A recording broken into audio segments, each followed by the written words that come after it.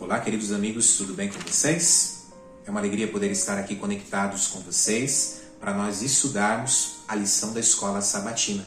A lição desse trimestre tem como título Grande Conflito e nós chegamos na lição de número 5, que tem ali o título Fé contra todas as dificuldades. É um título que realmente nos alcança. Fé para nós termos em meio às dificuldades da vida. Como realmente obter essa fé? Como ter fé em meio às tempestades da vida? O verso para memorizar se encontra no livro de Salmos, no Salmo 119, no versículo 11.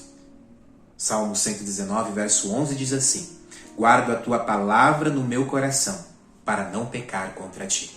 O verso para memorizar já é realmente o verso que nos mostra o objetivo da lição dentro dessa semana.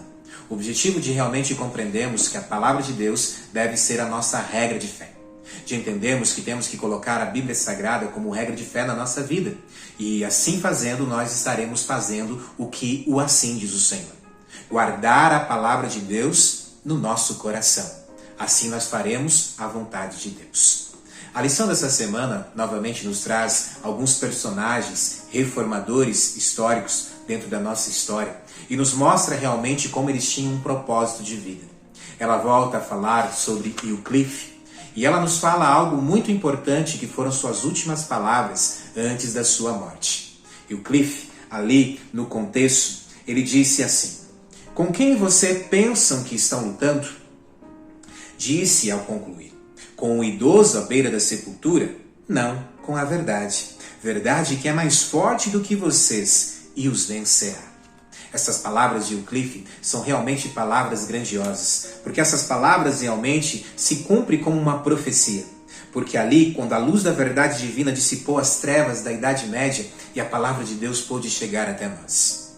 Wycliffe tinha a certeza que a palavra de Deus era a verdade. Em outras palavras, ele diz para os líderes religiosos, para as pessoas que o julgavam: vocês acham que vocês estão lutando contra pessoas? Vocês não estão lutando contra pessoas, contra forças humanas. Vocês estão lutando contra a verdade e a verdade de Deus. E a verdade de Deus triunfará, porque é Deus quem conduz a palavra de Deus.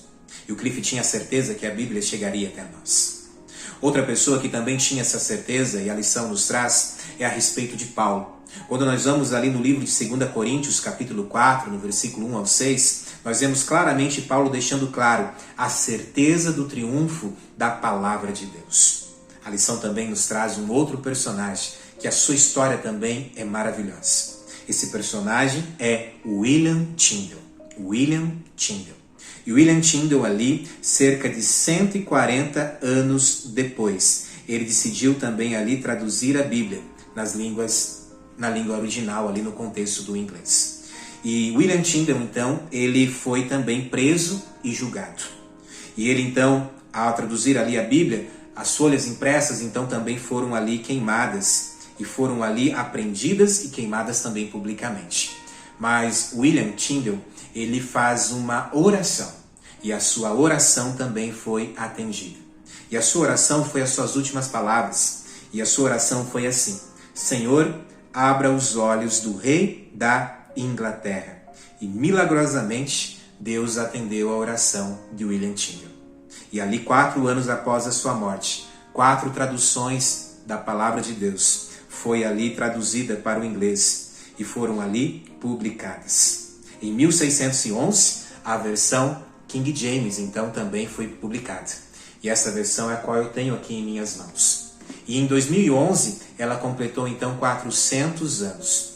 E dentro desses 400 anos, lá em 2011, ela alcançou a marca de 1 bilhão de Bíblias impressas. E essas Bíblias impressas, elas realmente alcançaram milhões de pessoas que puderam então conhecer a verdade de Deus, entender que a palavra de Deus tem que estar acima da tradição, compreender o que o assim diz o Senhor, compreender que devemos então seguir as verdades que contém na Bíblia Sagrada. Reformadores que realmente viveram e morreram com um propósito que a palavra de Deus pudesse chegar até nós. E você? O que você tem feito com a palavra de Deus? Você tem buscado também estudar? Você tem buscado também ler a palavra de Deus? Buscar conhecer os ensinamentos dela e colocar em prática em sua vida? Reformadores históricos da história fizeram de tudo para que ela pudesse chegar até nós. Nós precisamos muitas vezes aprender a dar valor, porque a Bíblia hoje está à nossa disposição. E nós devemos sim buscar e estudar a cada dia. Estudar sim com o auxílio do Espírito Santo. Sim, eu vou fazer a minha parte em ler, em compreender, em estudar. Mas sim, será o Espírito Santo que irá iluminar a minha mente para que eu possa realmente compreender os ensinamentos que contém na Palavra de Deus. Foi exatamente isso que aconteceu com Martim Lutero. Quando ali, em meio à biblioteca, ele se deparou com aquele livro e ele começou a ler. Era a Bíblia Sagrada. Ele começou a entender que a Bíblia Sagrada ia contrário ao que estava sendo pregado em sua época. Em sua época, por exemplo, pregavam sobre as indulgências, que era uma combinação da obra humana com a obra divina. Para vocês terem uma ideia, o Papa Leão X, o Papa de Roma, ele havia distribuído seus perdões, recolhendo então ali grandes riquezas. Ele havia pegado ali um valor X, um valor específico, e ao pegar esse valor específico, quando as pessoas pagavam para ele como uma indulgência, eles falavam então que eles estavam sendo livrados do purgatório. Em outras palavras, juntavam ali um contexto da salvação pelas obras, mas também a salvação então pela obras divinas. Mas faziam ali um paralelo entre obras humanas e obras divinas. Martim Lutero, então, ao olhar para isso, ele compreende algo muito importante. Ele compreende que a salvação é unicamente pela graça em Cristo Jesus, que nós somos justificados pela fé. Ele compreendia o que, por exemplo, dizia Efésios capítulo 2, verso 8 ao 9, onde claramente a justificação é pela fé, onde claramente nós somos salvos pela graça. E essa justificação, publicada agora através das suas 95 teses, trouxe alegria para ele, mas também alegria para aquele povo. Aquele povo que estava perdendo os seus bens, perdendo o seu dinheiro, para aquele povo que não tinha como pagar algo também e estavam achando que iriam se perder. E eles começaram a compreender que não, nós não precisamos pagar nada para ser salvo. Basta realmente nós acreditarmos, crermos que Cristo Jesus morreu por nós e Ele pagou o preço pelo nosso pecado. Entendermos que sim, a justificação é pela graça em Cristo Jesus. É muito importante nós compreendermos esse texto do livro de Efésios, no capítulo 2, do verso 8 ao verso 10. Por quê? Porque sim, claramente ali nós entendemos que nós somos justificados pela graça de Cristo. Mas o verso 10 em especial nos mostra que nós somos justificados pela graça, mas para a prática das boas obras. Ou seja, nós não somos salvos pelas obras, mas as boas obras são consequência de nós andarmos na graça de Cristo. A consequência de nós realmente termos aceitado Cristo em nosso coração. A consequência de nós realmente termos colocado a palavra de Deus como regra de fé na nossa vida e termos feito com que ela possa adentrar no nosso coração, na nossa mente. Sim, nenhum reformador entendia que a tradição estava acima da palavra de Deus. A palavra de Deus sempre esteve acima da tradição. Porém, hoje, infelizmente, muitas pessoas têm colocado novamente a tradição acima da palavra de Deus. Tem falado, por exemplo, que pelo fato de Jesus ter morrido na cruz do Calvário, nós não necessitamos mais hoje guardar a lei de Deus. Isso, na verdade, é uma blasfêmia, porque o próprio Jesus disse que nenhum i e nenhum tio pode ser tirado da lei de Deus até que tudo se cumpra. O que na verdade aconteceu é que quando Jesus morre na cruz do Calvário, quando Jesus entrega o seu Espírito, naquele momento o véu do santuário se rasga de alto a baixo. O santuário era o local onde os pecadores levavam ali sacrifícios para pagar o preço pelos seus pecados. E naquele momento, então, não seria mais necessário o sacrifício de cordeiros ou de qualquer outro animal. Não seria mais necessário porque o Cordeiro de Deus era o Filho de Deus, era Jesus Cristo que havia agora morrido pelo nosso pecado. Ele seria o Cordeiro de Deus que tiraria o pecado do mundo. E agora ele havia morrido pelo nosso pecado.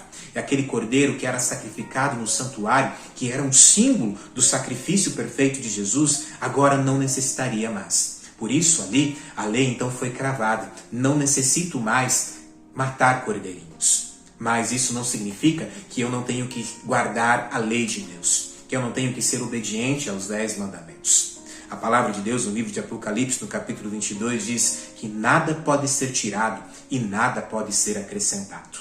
Eu tenho que entender como os reformadores compreendiam, que a tradição, que a lei de homens não pode estar acima da lei de Deus. Eu tenho que buscar seguir a palavra de Deus, conhecer a palavra de Deus como eles buscaram conhecer.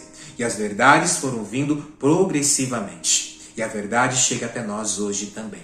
E nós temos a oportunidade de termos a palavra de Deus em nossas mãos. E estudar, clamando por esse auxílio do Espírito Santo. Entendendo que ele vai iluminar a nossa mente, para que nós possamos seguir as verdades de Deus. Não coloque tradições acima da palavra de Deus. Se a Bíblia diz para nós obedecermos e fazermos isso, faça isso. Não para você ser salvo, porque você é salvo pela graça. Mas se realmente você anda com a graça, se realmente você aceita Jesus Cristo no teu coração, você vai fazer o que Jesus pede para nós fazermos. E o próprio Jesus disse: se me amais, guardareis os meus mandamentos. Que Deus te abençoe, que Deus te ilumine a ser também como esses reformadores, a ter realmente a palavra de Deus como regra de fé na sua vida, a ter um propósito de vida, em seguir o que assim diz o Senhor. Que Deus te abençoe, que Deus te ilumine. E mesmo que haja provas, que haja lutas sobre sua vida, entenda que logo, logo isso vai passar. Jesus vai voltar em breve e nós poderemos ter vida eterna ao lado dele, porque ele pagou o preço pelo nosso pecado. Que Deus te abençoe, que Deus te ilumine.